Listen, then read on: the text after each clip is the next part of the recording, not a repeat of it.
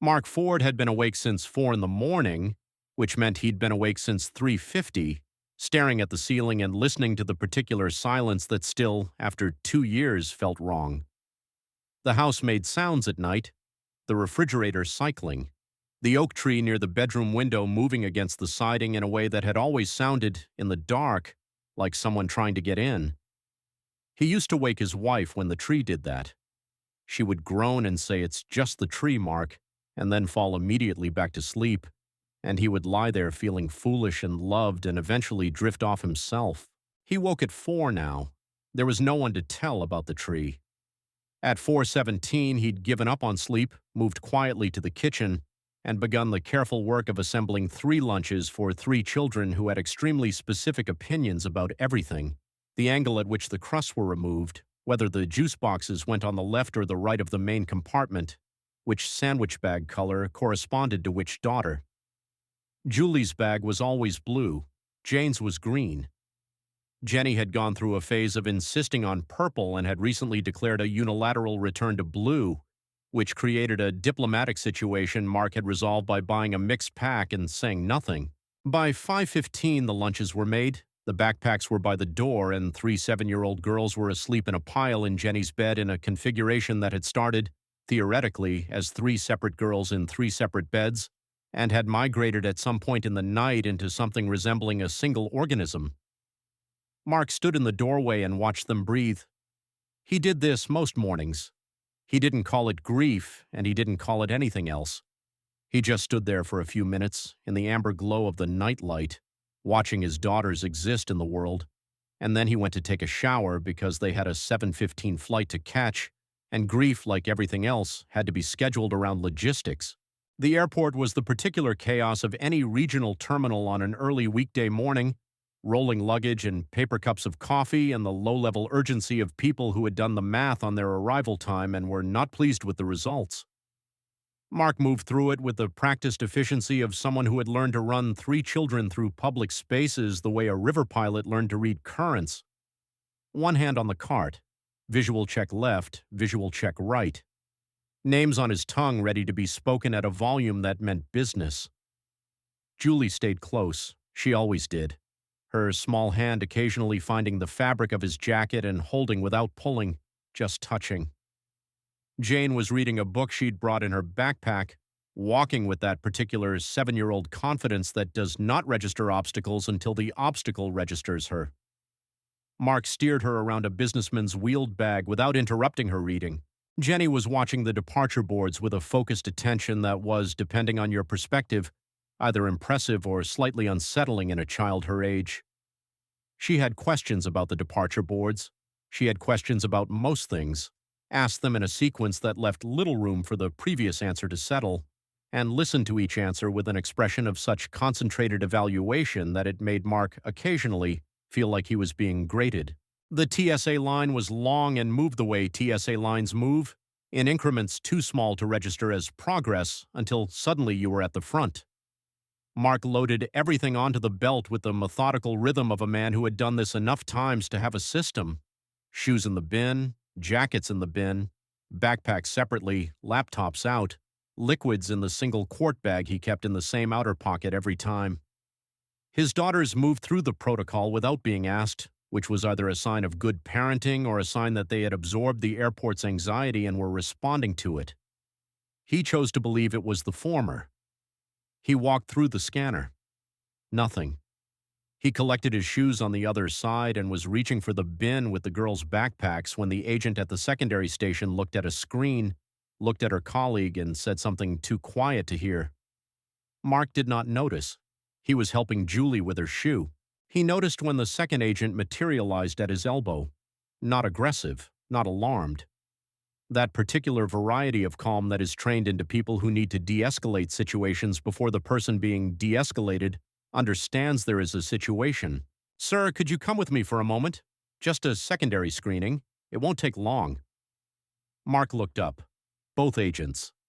One of them was already reaching for his boarding pass. "Standard," the agent said. His voice had the texture of something memorized. Mark turned to his daughters. The girls had gone still in the way that children go still when the air changes and they are deciding whether to ask questions.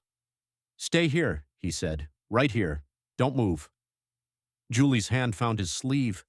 He covered it briefly with his own, a touch that meant "I see you, it's fine," before he followed the agents to the secondary station. He was not worried. He had nothing to worry about. This happens sometimes. Random selection, common names, technical glitches.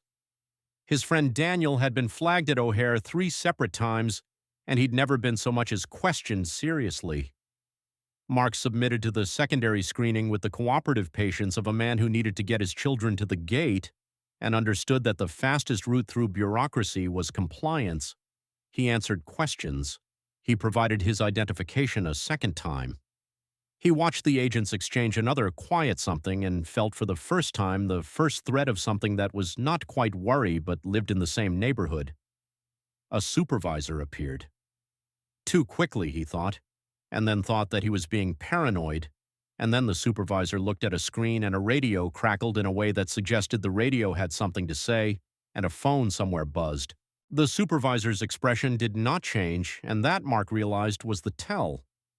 People trained to manage their expressions in the presence of unexpected information were currently managing their expressions. "Sir, we're going to need to ask you to step into the screening area. Your daughters can wait with our family services officer. There's a seating area right there." Mark turned. His daughters were watching him with 3 identical faces arranged in 3 distinct expressions. Julie was worried. Jane had closed her book. Jenny was watching the agents with that focused, evaluative attention she brought to everything, and what Mark saw on her face was not fear. Something more complicated than fear. Something that looked, and this was an absurd thing to think, like recognition. "Daddy," Jenny said. Her voice was measured. "Careful.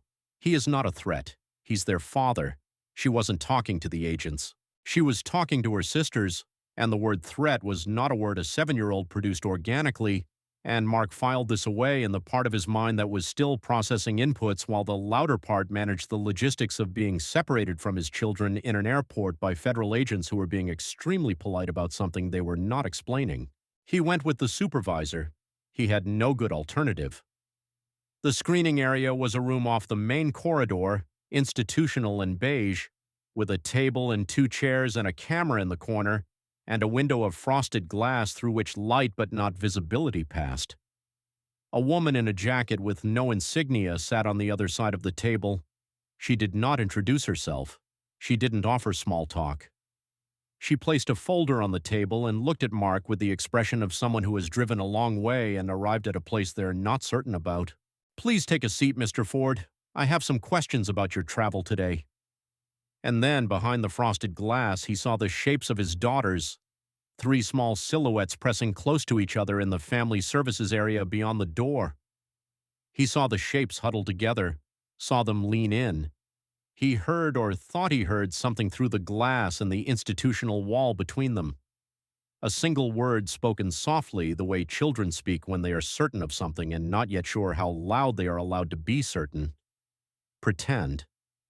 And all 3 of them moved toward the door, and the family services officer moved to intercept them, and Mark's daughter Jenny looked at the officer with those 7-year-old eyes and said, with a composure that had no business being in a 7-year-old's voice, "We need to be near him.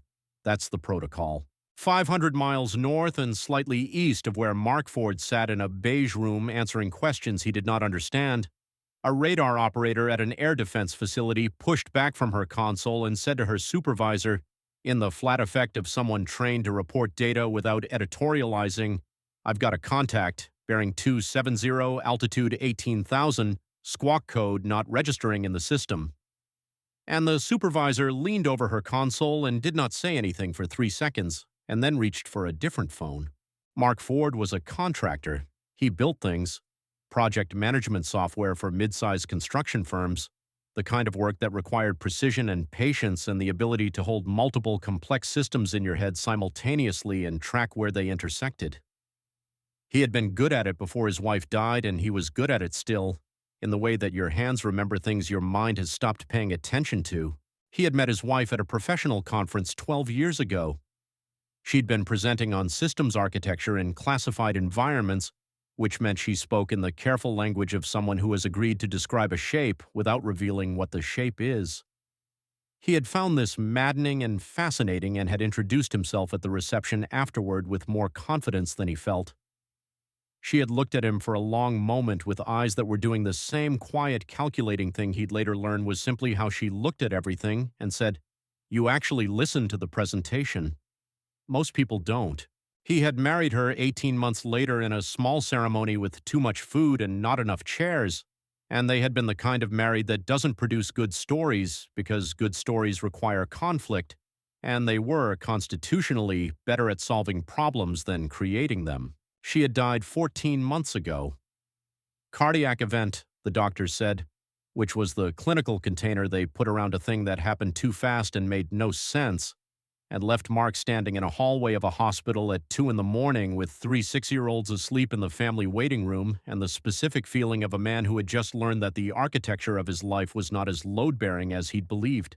He answered the agent's questions. His travel today was personal. His late wife's parents, the girl's grandparents, lived on the coast, and the girls needed to see them, and taking 3 children across the country by car was a project he did not have the bandwidth for. His identification was accurate. He had no outstanding legal matters. He was not, to his knowledge, on any watch list. The agent wrote things on a form. She did not show him the form. He asked twice what the specific flag was and received twice a version of the same answer, which was that they were working to clarify some information and appreciated his patience. His patience was not unlimited, and the appreciation for it was not doing the work it had been assigned to do. And then the door opened and a different person walked in. This one was a man, older, wearing the kind of clothes that had been chosen to communicate nothing. No uniform, no badge visible, no particular marker of authority. He sat down in the chair the agent had been using, and the agent left, and Mark was alone with a man who had not introduced himself and who was looking at Mark the way people look at things they are trying to understand before they commit to an opinion. "There is a file," the man said, "that has your wife's name on it, and the file has a status attached to it that I need to ask you some questions about." Mark's throat tightened. What kind of file? The kind that doesn't usually come up when a husband and 3 daughters are trying to catch a morning flight, the man said. He said it without apology and without particular gentleness, the way someone states a fact that has consequences they intend to help navigate. "Tell me about your wife's work." "I was a contractor. She was a contractor. She did systems architecture work. I knew the broad strokes of her projects, but not the details. She had clearances I didn't have. She didn't discuss specifics at home." He paused. "She was careful about the wall between her work and our life. She always said compartmentalization was a professional courtesy." The man's expression shifted. Almost nothing, a slight adjustment around the eyes. He wrote something on the form. Was she ever concerned about her current projects in the months before she died? Had her behavior changed? Mark stared at him. "What are you asking me?" "I'm asking if you noticed anything unusual." Mark thought about the last months of his wife's life with the same precision he brought to everything, and what he found when he looked was not unusual behavior, but a quality of attention she'd carried, a watchfulness he'd attributed to the general weight of the work she did and had not thought about since she died because he had been drowning in other things. "She was quiet sometimes," he said, "more than usual. She took walks in the evenings without her phone. I thought she was managing stress." The man nodded slowly like someone fitting pieces together, and Mark felt the first true crawl of something cold along his spine, because the man's expression was not the expression of someone receiving new information. It was the expression of someone receiving confirmation of information they already had. "What is this about?" "Mr. Ford," the man said, "I need to tell you some things about your wife that you don't currently know, and I need you to understand that what I'm about to tell you is going to change the shape of some things you thought were settled." Mark's hands were very still on the table. "Tell me," he said. And in the family services area on the other side of the frosted glass, 3 7-year-old girls sat in a row on a bench and waited, and did not fidget, and did not ask the family services officer questions about where their father was, and Jenny held Jane's hand, and Jane held Julie's, and all three of them watched the frosted glass door with an expression that was not fear, that was not confusion, but that was something more like the expression of people who are early for an appointment they knew was coming. His wife had not been a contractor in the way Mark had understood contracting to work. She had been contracted, yes, but to an office that existed inside a department that existed behind a classification level that most government employees could not name. Her work in systems architecture was real, and her clearances were real, and the reason she had been careful about the wall between her professional life and their family life was not, as Mark had assumed, professional courtesy, it was protection. She had uncovered, 18 months before she died, a systematic diversion of military-grade guidance software, the navigational core of autonomous air defense response systems, being siphoned from a defense contractor's development pipeline and routed through a shell infrastructure to an undisclosed destination. The contractor was legitimate, publicly traded, decorated with government service commendations. The CEO had been photographed with senators. The breach was deep and elegant and had been ongoing for 3 years before she found it. She had documented everything. She had built a case with the patient, structured intelligence of someone who understood that partial evidence produces partial accountability, and she had done all of this while coming home and helping with homework and making dinner on the nights Mark worked late and lying next to him in the dark and never once saying a word about any of it, because the word she would have had to use was danger, and danger was not a word she was willing to bring into their bedroom. She had also, in the final weeks before she died, built something else. The man across the table from Mark described it in the flat language of operational documentation, and Mark listened the way he listened to things when they were too large to feel all at once, by receiving the information first and understanding it later. An emergency family contingency authorization built into the passive biometric monitoring infrastructure of the National Travel Security Network, tied to 3 specific biometric signatures, his daughters. If those 3 signatures were ever flagged in a travel or security context alongside a behavioral trigger, a specific word spoken in proximity to a monitoring point, a protocol would activate. The protocol had 2 functions. The first was identity authentication. It would surface the file that bore his wife's name and force a senior security review. The second was a command interrupt. His wife had determined that the guidance software breach created the possibility of corrupted command authority in the air defense response chain, that the stolen software could be used not to build a competing system but to insert fraudulent authorization codes into the existing one, to make the chain respond to commands from sources it should not respond to. The command interrupt would freeze any active air defense operation that bore the fingerprint of the compromised authorization architecture, hold it in a suspended state until human review at a level above the breach could authorize continuation or abort. His daughters, by whispering a single word in an airport security area while their biometric signatures were active in the system, had activated both functions simultaneously. And 500 miles north and slightly east, 2 F-16 pilots had received a command interrupt on an active intercept order, had confirmed the interrupt with their base commander, had been told to hold position and await clarification from a level of authority neither of them had ever directly communicated with, and were currently holding position. The man across the table looked at Mark with the careful expression of someone who has delivered a large amount of information and is monitoring the recipient for the kind of structural failure that sometimes follows. Mark said nothing for a long moment. He was doing what he did with complex systems, holding the whole shape of it, tracing the intersections, following the logic from one node to the next. He thought about his wife taking walks without her phone. He thought about the way she'd looked at their daughters sometimes, in the last months, with an expression he'd called exhaustion, and now understood was something else entirely. She built a failsafe, he said. Yes, and she put it in our daughters. The man was quiet for a moment. She built the most secure system she could conceive of, he said. One that no breach could reach, one that operated on physical presence, behavioral signal, and a specific word that she gave only to them. He paused. She chose the word carefully. Something a child might naturally say in a stressful situation, something that could not be manufactured by a system that didn't know it was looking for it, something that only they would use, pretend. She told them to pretend, Mark said, and his voice did something in the middle of the sentence that he controlled before it could get away from him. When something felt wrong, when they needed to activate it, they weren't acting afraid. He stopped. He breathed. They were initiating the authentication sequence.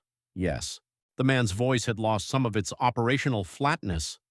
He looked like someone who had spent a career working with intelligence and was still occasionally surprised by the specific forms that devotion could take. She left them with the keys, he said, and she trusted them to know when to use them. Mark pressed both hands flat against the table and looked at the ceiling and did the kind of not crying that requires everything a person has. He thought about his wife sitting with their daughters somewhere in the last months of her life, teaching them something, making it feel like a game or a story or a secret, the way you teach children the things that matter, disguised as play, carried in the bones before the mind is old enough to understand what it's carrying. He thought about Jenny, 7 years old, watching the agents in the airport with that evaluative expression and saying he is not a threat, and he knew now that she hadn't been talking to the agents. She'd been talking to herself, completing a checklist she didn't know she had. He thought about Julie's hand on his sleeve, not pulling, just touching, just maintaining the biometric proximity the system required to authenticate. He closed his eyes. He opened them. "Where are my daughters?" he said. The man stood. "Let's go get them." The family services area was a beige waiting room with chairs along 2 walls and a low table with magazines that no one in the history of the airport had ever read, and Mark's 3 daughters were sitting on the chairs nearest the frosted glass door in a row, holding hands, not reading the magazines, watching the door with the patience of children who had been told to wait and had decided that waiting was, for now, their function. When the door opened, they did not rush toward him the way children rush when they have been frightened and relief arrives. They stood up together in the coordinated way they did everything, and Julie's expression settled into something that was not quite relief, but was the landscape of relief, the geography that remains after the tension has drained out. Jane put her book in her backpack with the deliberate care of someone who has been doing something else entirely and is now closing that chapter cleanly. Jenny looked at the man standing behind Mark and said, in the voice she used for things she'd already decided, "You came." The man knelt, not in the deferential way of adults performing friendliness for children, but in the way of someone who has been in the presence of something that warrants acknowledgement. He was a tall man, and kneeling brought him to their level, and at their level he looked at all 3 of them with the specific gravity of a person delivering something that has been owed for a long time. "Your mother would have been proud of you," he said. Jane's chin did a small, difficult thing. Julie pressed closer to Mark's side. Jenny held the man's gaze with those evaluative eyes and said, "She told us you'd come. She said if anything went wrong and we did the right thing, someone would come and explain." He nodded. She was right. She usually was. Jenny, with the enormous seriousness of a 7-year-old who has just been told the thing she already knew, nodded back. "Good," she said. "That's good." Mark gathered his daughters into his arms in the middle of the beige waiting room and held all 3 of them at once, which was physically awkward given their collective size and the logistical challenge of 3 sets of arms going in different directions, and none of them cared. He held them until he had held everything back down into a place where he could carry it, and then he held them a little longer because he was their father and he was allowed. The man who had knelt stood and gave Mark a quiet look over the girls' heads. Not sympathy exactly, but the acknowledgement of a person who had seen many things and understood that this specific thing deserved more space than this specific room could give it. He said, "There will be more to go through. Documentation, formal briefings, the full scope of your wife's work. We'll handle all of it at your pace and with your privacy protected. But today you should catch your flight." Mark pulled back enough to look at his daughter's faces, 3 identical faces, his wife's cheekbones, his own eyes, something entirely their own in the particular way each face arranged those shared components into a distinct human being. He thought about his wife choosing this, choosing them, building the most secure system she could conceive of and anchoring it to the people she loved most, because she knew that love was the one architecture that couldn't be breached. "You knew," he said to them. Not an accusation, a question that already had its answer. "We knew something," Julie said carefully. "We didn't know it would be an airport," Jenny said. "Mama told us a story about what to do if something felt wrong and grown-ups weren't listening." Mark thought about all the bedtime stories he had told his daughters since their mother died. He thought about how he'd tried to tell them the same ones she'd told, the way she'd told them, because he'd wanted to preserve something of her in the ritual. He had not known that some of those stories had instructions in them. He had not known that some of those stories were a mother's love encoded in a form that nothing could take away, carried in 3 small bodies through the world, waiting. "What did she say to do?" he asked. Jane looked at him with those old young eyes. "She said, 'Pretend you're brave,'" she said, "and the braveness becomes real. Outside, beyond the terminal, beyond the check-in counters and the luggage carousels and the automatic doors and the taxi lines and the short-term parking and the access road that curved back toward the highway, the sky was the particular blue of a morning that had not yet made up its mind about what kind of day it intended to be.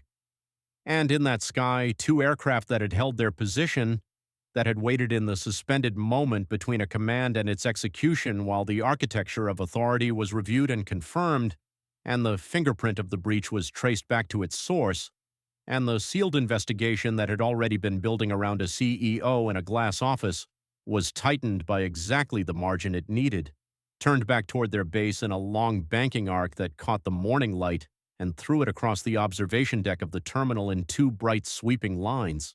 A child on the observation deck with her parents pointed up and said, "Look," and her mother lifted her higher to see.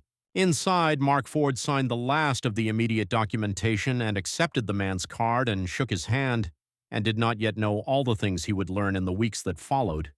The full scope of his wife's work, the elegance of what she'd built, the specific moment she must have decided that the safest place for the keys was in the people who could not be compromised, could not be coerced, could not be accessed by any system in the world except through love.